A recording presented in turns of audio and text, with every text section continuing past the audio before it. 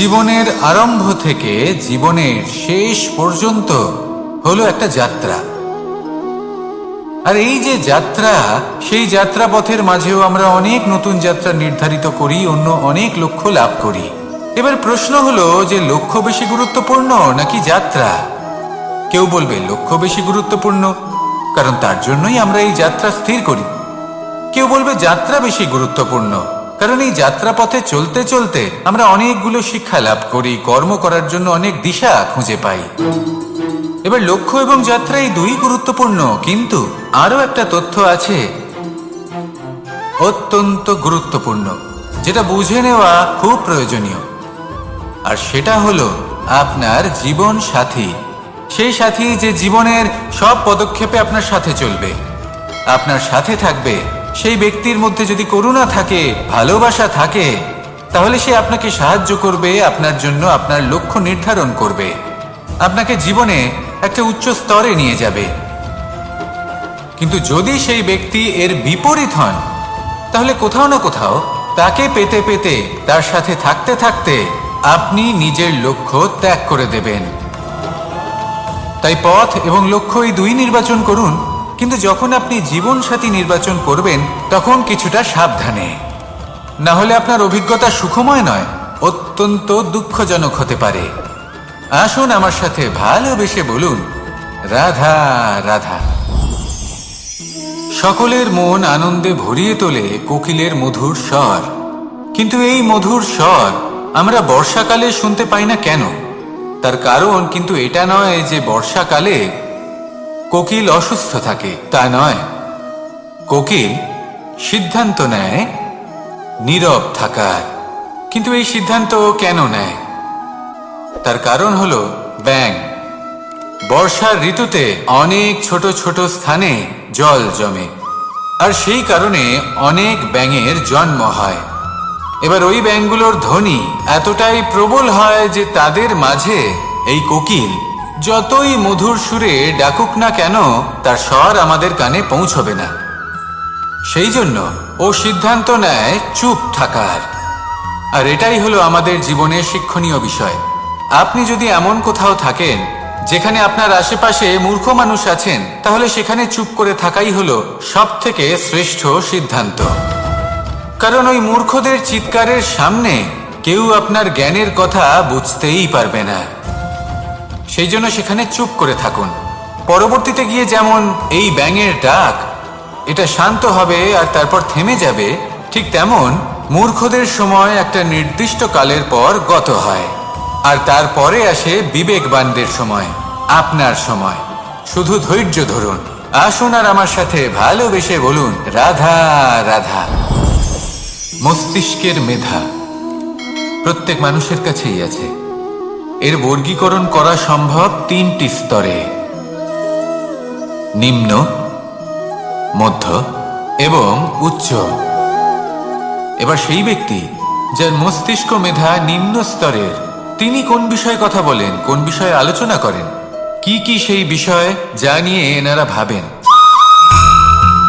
লেনদেন, লাভ ক্ষতি, সম্পর্ক ভাঙা গড়া, জীবনের এই ছোট ছোট বিষয়গুলি। এর ঊর্ধ্বে এনাদের কথা এবং ভাবনা যায়ই না। এবার যে ব্যক্তি এমন হন যার মস্তিষ্ক মেধা মধ্যস্তরের, সেই ব্যক্তি কি করেন, কোন বিষয়ে কথা বলেন? জীবনের ঘটনাগুলির বিষয়ে কথা বলেন। কি হয়েছিল, কিভাবে হয়েছিল, কিভাবে সেটা আরো বেশি শ্রেষ্ঠ করে তোলা সম্ভব। আর সেই ব্যক্তি যাদের মস্তিষ্ক মেধা উচ্চ স্তরে থাকে, তারা কি নিয়ে ভাবেন, তারা কি নিয়ে আলোচনা করতে থাকেন? তিনি ভাবেন যে কিভাবে নিজের চিন্তা ভাবনা আরো বেশি শ্রেষ্ঠ করে তোলা সম্ভব। তিনি ভাবেন যে কিভাবে আমরা নিজেদের অপগুণগুলিকে দূর করে দিতে পারি, কারণ সেটা করতে পারলে জীবন আপনা থেকেই শ্রেষ্ঠ হয়ে উঠবে। মস্তিষ্ক মেধা আমাদের সবার কাছে আছে। এবার আমাদের এটা বেছে নিতে হবে যে কোন স্তরটা আমরা আপন করতে চাই। যদি আজকের এই মুহূর্তে আপনি নিম্ন স্তরেও থাকেন, তাহলে তা মেনে নিন, চিন্তার কোনো বিষয় নেই। এখনো চাইলে আপনি উচ্চ স্তরে পৌঁছতেই পারেন। সেটাই বেছে নিন জীবন শ্রেষ্ঠ করে তুলুন আর আমার সাথে ভালোবেসে বলুন, রাধা রাধা। এই সংসারের প্রত্যেক মানুষ কোনো না কোনো স্থানে অবশ্যই যান, অনেক অনেক স্থানে তাদের যেতে হয়। এবার এমন কিছু মানুষ আছেন যারা সেই স্থানে হয়তো কখনোই যাননি। উদাহরণ হিসেবে বলবো, কিছু মানুষ আছেন যারা মন্দিরে যান, চিকিৎসালয়ে যান, কিছু মানুষ কারোর কারোর বিবাহ উৎসবে যান, আবার কিছু মানুষ আছেন যারা নাস্তিক হন এবং কখনোই মন্দিরে যান না। কিছু মানুষ অসুস্থ হন না, তাই চিকিৎসালয়ে যেতে হয় না। এমনও কিছু মানুষ থাকেন যারা সামাজিক উৎসব থেকে দূরে থাকাটাই পছন্দ করেন। যে কোনো মানুষ হোক, যা কিছুই তার চয়ন হোক না কেন, প্রত্যেক মানুষকে একটি স্থানে অবশ্যই যেতে হয়। এমন একটি স্থান আছে, সেই স্থানের নাম হলো মৃত্যুদ্বার। এবার এটা আবশ্যক নয় যে ঠিক মৃত্যুর পরেই আপনি মৃত্যুদ্বারে পৌঁছে যাবেন। এমন অনেক মানুষ আছেন যারা মৃত্যুর পূর্বেই মৃত্যুদ্বারে পৌঁছে ফিরে এসেছেন, আর তারা অনুভব করেছেন যে এই সংসারের সময় চক্রের সম্মুখে তাদের অস্তিত্ব কতটা ক্ষীণ। ওনারা একথা বুঝে গেছেন। বড় বড় জ্ঞানী মহান ব্যক্তি ছিলেন, তারা এসেছেন, কর্ম করেছেন এবং শেষে তারাও মৃত্যুদ্বারে প্রবেশ করেছেন। অবশেষে তারাও পঞ্চমহাভূতের সাথে মিলিত হয়েছেন। তাহলে আপনার কিসের এত অহংকার? এই জীবনে কেউ অমর নন। জীবনে কতদিন আমরা বাঁচবো এটাও আমরা জানি না। তাই এই জীবন যাপন করুন। এই জীবনের প্রত্যেক মুহূর্ত এমনভাবে যাপন করুন, এই কথা মাথায় রেখে যে যে কোনো মুহূর্তে আমাদের মৃত্যুদ্বারে প্রবেশ করতে হতে পারে, তাই না? আসুন আর আমার সাথে ভালোবেসে বলুন, রাধা রাধা। এই জীবনে তিনটি গুরুত্বপূর্ণ শব্দ আছে যা বোঝা আমাদের কাছে খুব গুরুত্বপূর্ণ, এবং এই তিনটি শব্দের নিজস্ব অর্থ আছে। প্রথম হলো সঙ্গবদ্ধতা, অর্থাৎ একসাথে মিলে কাজ করতে হবে, একসাথে মিলে পরিশ্রম করতে হবে, সামনে এগোতে হবে। এরকম করতে পারলে আপনার শক্তি বৃদ্ধি পাবে, আপনার ক্ষমতা বৃদ্ধি পাবে, আপনি এগোতে পারবেন এবং অনেক দূরে যেতে পারবেন। দ্বিতীয় হলো আত্মবিশ্বাস। হেরে যাওয়া বস্তুও আবার জিতে নিতে পারবেন। যদি আপনার নিজের আত্মবিশ্বাস থাকে তাহলে আপনি কখনো পরাজিত হবেন না। এবং তৃতীয় হলো অহংকার। জয়লাভ করার পরেও কিন্তু এটা আপনাকে পরাজিত করতে পারে। সেই জন্য জীবনে সঙ্গবদ্ধ হন, আত্মবিশ্বাস রাখুন, কিন্তু কখনোই অহংকার করবেন না। এই অহংকার আপনার থেকে সব কিছু কেড়ে নিতে পারে। এই অহংকারের জন্যই মথুরাপতি কংস নিজের পতনের দিকে অগ্রসর হয়েছিলেন। এই অহংকারকে ত্যাগ করুন আর আমার সাথে ভালোবেসে বলুন, রাধা রাধা। এই সংসারে সব থেকে বেশি কঠিন কাজ কোনটা?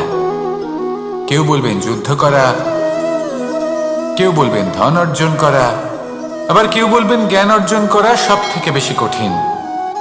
এবার প্রত্যেক ব্যক্তির নিজস্ব অভিজ্ঞতা আছে, আর সেই অনুসারে তার নিজস্ব একটা উত্তর আছে। সাধারণভাবে দেখতে গেলে এই সংসারে সব থেকে কঠিন হলো তপস্যা করা, অর্থাৎ সব কিছু ত্যাগ করে তপস্যায় নিজেকে বিলীন করে দেওয়া। এবার এর থেকে বেশি কঠিন এই সংসারে আর কি বা হতে পারে? এই সংসারে, এই সমাজে, নিজের পরিবারের মধ্যে থেকেও ধৈর্য ধরে সামনে অগ্রসর হওয়া, এটা হলো সব থেকে কঠিন কাজ। কারণ যখন আপনি তপস্যা করেন তখন সেখানে আপনার ধৈর্য ভাঙার মতো কেউ থাকেন না, না কোনো বন্ধু, না কোনো আত্মীয়, না কোনো শত্রু, কেউ না। কিন্তু যখন আপনি এই সমাজে, এই পরিবারে থাকেন, কোনো না কোনো ব্যক্তি এসে আপনার ধৈর্যের বাঁধ ভেঙে দেওয়ার ক্ষমতা রাখেন। তারা আপনার ধৈর্যের বাঁধ ভেঙে দেয়, আর কখনো কখনো তারা অনিচ্ছাকৃতভাবেই সেটা করে থাকেন। কারণ তাদের মানসিকতা আপনার থেকে আলাদা, তাদের কর্ম আপনার থেকে আলাদা, তাদের দৃষ্টিভঙ্গি আপনার থেকে আলাদা, জীবন যাপন আপনার থেকে আলাদা। সেক্ষেত্রে আপনি ধৈর্যচ্যুত হন, প্রসন্নতা আপনার থেকে ছিনিয়ে নেওয়া হয়। সেই জন্য এই সংসারে এই পরিবারের থেকেও ধৈর্য ধরে সামনে অগ্রসর হওয়া কোনো পর্বতের শিখরে গিয়ে তপস্যা করার থেকেও অনেক বেশি কঠিন। আর যে ব্যক্তি এই সমাজেই এই পরিবারে সেই সকল মানুষের মধ্যে থেকে গিয়েও ধৈর্য ধরে অগ্রসর হতে থাকেন, যারা এই কাজটা শিখে নিতে পারেন, তারাই কিন্তু জীবনে আনন্দ লাভ করতে পারেন। এই ধৈর্যই শেষে আপনার জীবনে প্রসন্নতা বহন করে আনবে। তাই ধৈর্য ধরে জীবনের পথে অগ্রসর হন আর আমার সাথে ভালোবেসে বলুন, রাধা রাধা। আমরা সবাই জীবনে অগ্রসর হতে চাই, তার জন্য চেষ্টা করি, পরিশ্রম করি, কিন্তু কখনো কখনো আমাদের আশেপাশের কিছু মানুষ, যেমন আমাদের আত্মীয়, আমাদের বন্ধু, আমাদের শত্রু, এদেরকে এগিয়ে যেতে দেখে আমরা কখনো কখনো নিজেরা থেমে যাই। এর অর্থ কি তার মানে এটা যে আমাদের কোনো খামতি ছিল বা আমরা কোনো ভুল করে ফেলেছি? না, বেশিরভাগ সময় আমাদের কোনো ভুল থাকে না, আমাদের কোনো খামতিও থাকে না। শুধু একটা ছোট্ট বিষয় আছে যেটা আমরা বুঝতে পারি না। আমরা চেষ্টা করি অন্যদের জীবনযাত্রা দেখতে। আমরা দেখতে চেষ্টা করি যে তাদের জীবনে তারা কিভাবে এগিয়ে চলেছেন, অগ্রসর হওয়ার জন্য ওনারা কি কি করছেন, আর যা করছেন তাতে ওনারা কিভাবে উপকৃত হচ্ছেন। আমরা চেষ্টা করি তাদের জীবনযাত্রার দিকে তাকানোর, ওনাদের গতিবিধির দিকে নজর দেওয়ার এবং সেটা বুঝতে চেষ্টা করার। সেই জন্যই আমরা পিছিয়ে পড়ি। জীবনে যদি আপনি এগোতে চান, তাহলে আপনাকে নিজের নজর সামনের দিকে রাখতে হবে, পদক্ষেপও সেই অনুযায়ী নিয়ে সামনে এগোতে হবে। নিজের গতিবিধি লক্ষ্য করুন, নিজের পরিকল্পনা বিচার করুন, নিজের চেষ্টা, নিজের অভিজ্ঞতার দিকে নজর দিন, আর সেই মতো অগ্রসর হন। এমন কোনো সাফল্য নেই যে আপনি লাভ করতে পারবেন না। আসুন আমার সাথে ভালোবেসে বলুন, রাধা রাধা।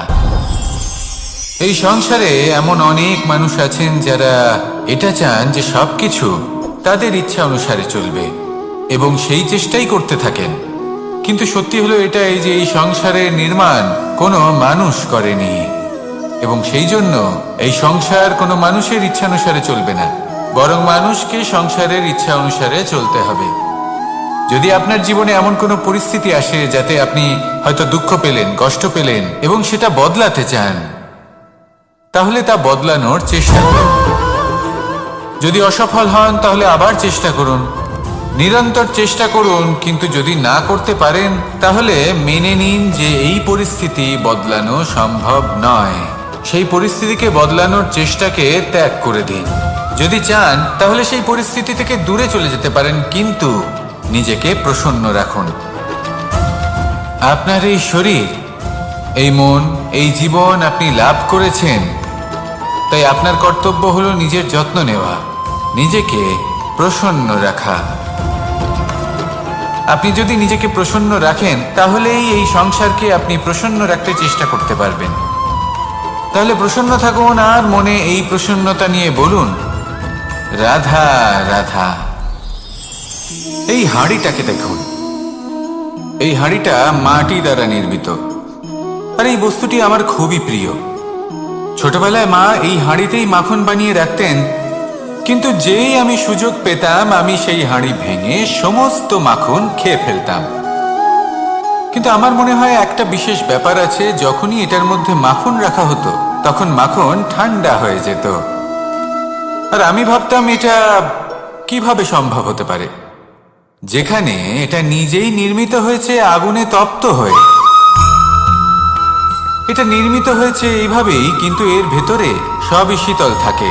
এটা কিভাবে সম্ভব? এটা এই কারণে সম্ভব কারণ এই হাঁড়ি এমন কিছু জানে যেটা জানা আমাদের জন্য খুব প্রয়োজনীয়। যার জন্ম হয়েছে মাটি থেকে, যার ভবিষ্যৎ হলো মাটি, আর ভেঙে যাওয়ার পরে যাকে সেই মাটিতেই মিশে যেতে হবে, তার নিজের অন্তরে অহংবোধের উত্তাপ ধরে রেখে কি লাভ? এটাই হলো জীবনের একটি সার কথা, যেটা আমাদের সকলকে বুঝতেই হবে, শিখতে হবে, যাপন করতে হবে।